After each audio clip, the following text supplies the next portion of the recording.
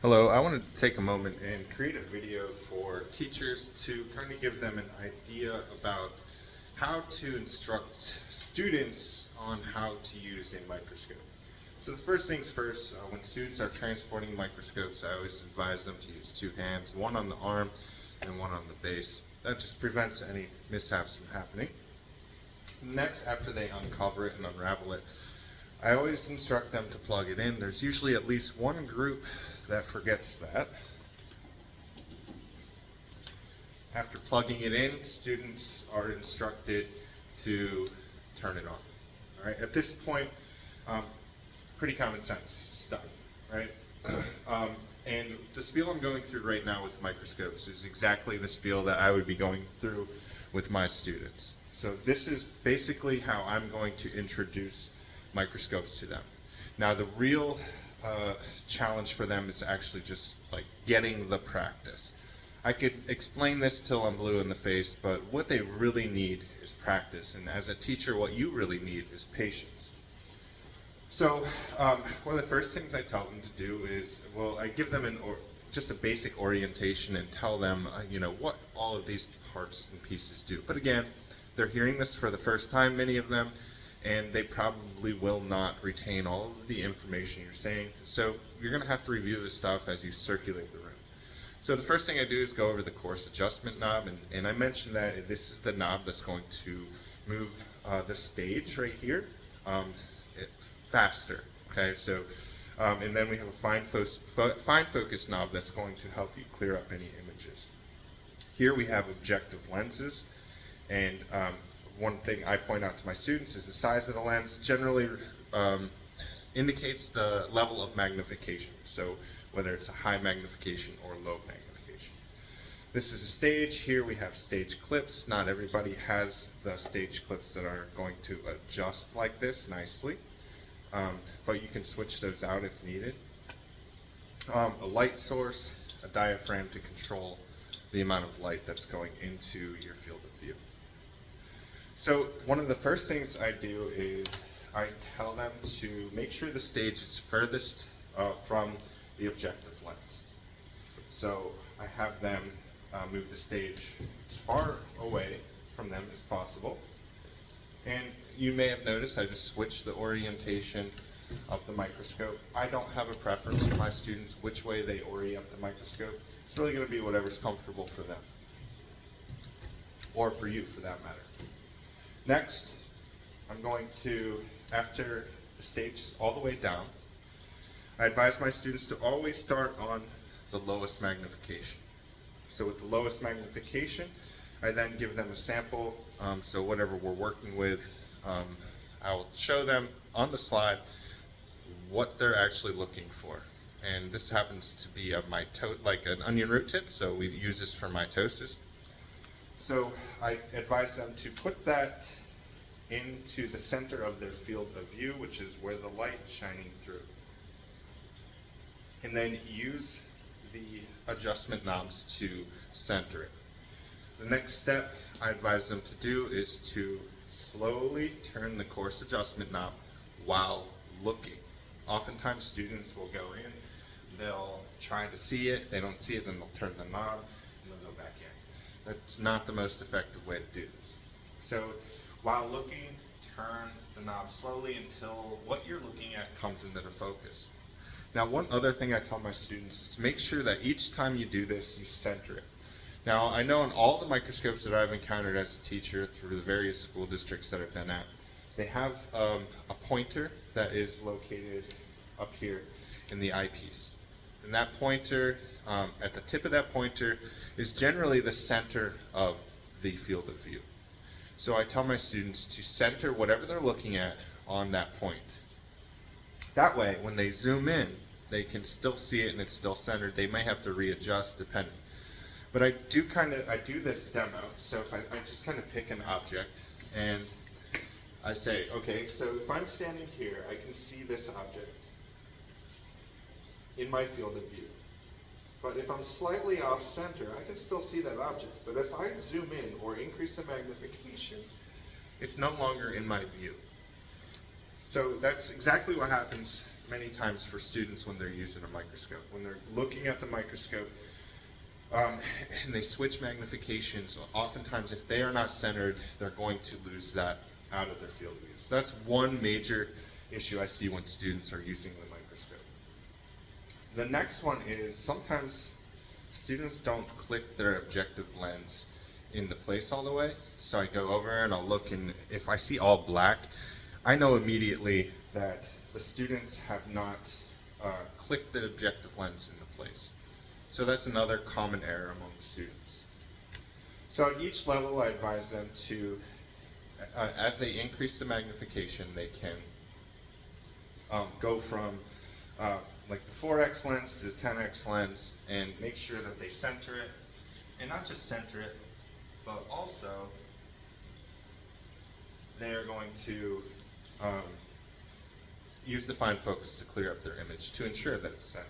So at each level, they should be able to see the image. Now, for moving on to the 40x lens, one thing you have to be careful of is make sure the lens doesn't hit the slide when it's turning. So students may have to lower the stage. Now, I'll show you in a couple minutes that these actual lenses are spring-loaded. So usually don't have any issues if students do accidentally hit the slide. In fact, I haven't had really any issues throughout my career where a student has destroyed a lens by hitting the slide. But it's just good practice to try to take care of your stuff. So just kind of getting down and looking to see if it's going to hit. Now this should be centered because I centered it on the 10x. Then I'm going to use a coarse adjustment just until I can find what I'm looking for, which is the sample, and then my fine focus to fine tune.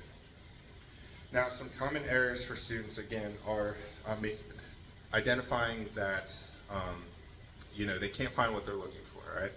So oftentimes they're scrolling too fast with the coarse adjustment knob, or not enough. Sometimes they turn it just a little bit and they don't use the entire view or the entire range of the coarse adjustment. Another issue I see with students is just making sure, like, they don't make sure it's centered. They don't put the object that they're looking at in the field of view. And of course, the objective lens not being properly in place. So those are some of the most common issues I see when students are using the microscope.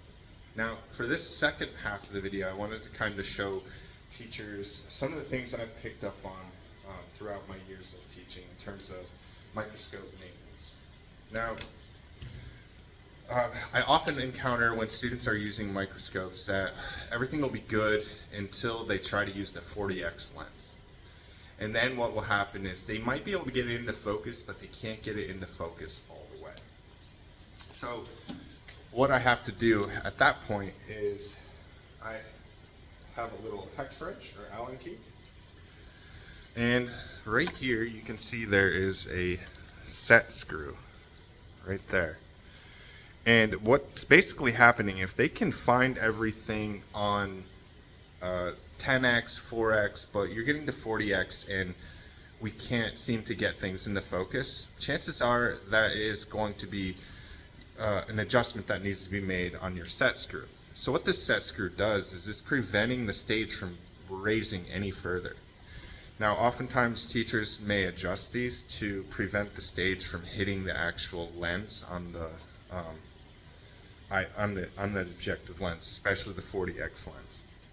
So in order to protect that, they will make it so that this cannot raise up and actually touch that lens. And if what you're looking for happens to be not in focus and you're bottoming out, you won't be able to see that. So I periodically, whenever we're doing a lab, I'm carrying this around with me and making adjustments as needed for the specimens that we're using. That has been a game changer. Identifying that that was one of the issues for 60% of the microscopes that were having issues as we were using them in the classroom, that fixed a lot of them.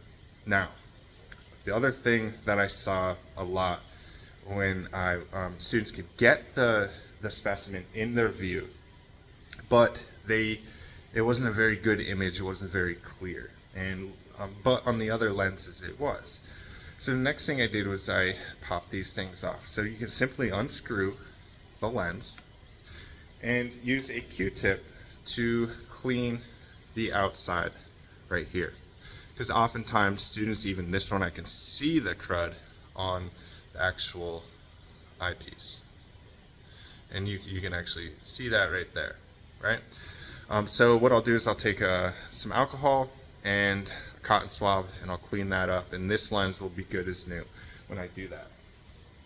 So that's another trick that has solved many of the problems that I've had. Because oftentimes what we do is, as teachers, we get our new job and we move into the classroom, and what we have is what we have. Most schools aren't getting people to come in to maintain these things for us, so we have to do all of this stuff ourselves.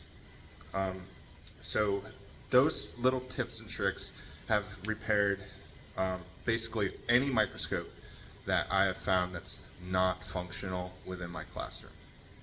So I was able to take 6, 7, 8 microscopes that were non-functional and very quickly make them very usable. That reduces the number of students that I have to have sharing them, and makes the experience better for everybody. The other last little tip I want to inform you of is getting an oil immersion microscope. To get an oil immersion microscope, I priced some out and I realized that, holy crap, these are way too expensive. My school is never going to approve this purchase. But then I thought, okay, well, what if I just get the lens? How much would that be? And the answer is between $50 and $60. And I picked mine up on Amazon, ran it through the school to purchase, and I got 12 lenses for purchase for about $60 each. All we need to do in order to install these is unscrew, and I recommend unscrewing your 4X lens, because if you are using a oil immersion lens, you are probably going to be looking at something like bacteria. So you simply unscrew it and screw in this one right here. And sometimes it goes in easier than others, but nonetheless it does screw in. And when it does, you're converting this to an oil immersion microscope.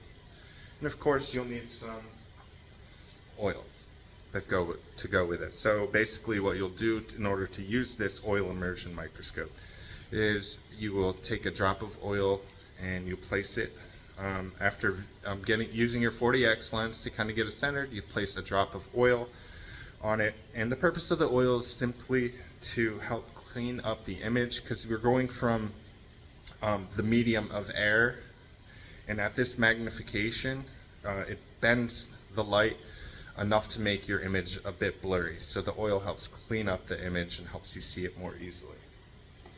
So those are pretty much, that sums up a lot of the tips I've kind of encountered throughout my years of kind of figuring this microscope process out on my own. Some schools or colleges don't prepare teachers to actually use microscopes in the way that they are using them in the classroom, and kind of troubleshooting microscopes. So I wanted to take some time to do a video to show you guys how to maintain briefly your microscopes and problem solve and identify some of those common errors that we find in the classroom. So I hope you found that helpful. I hope you guys have a good day.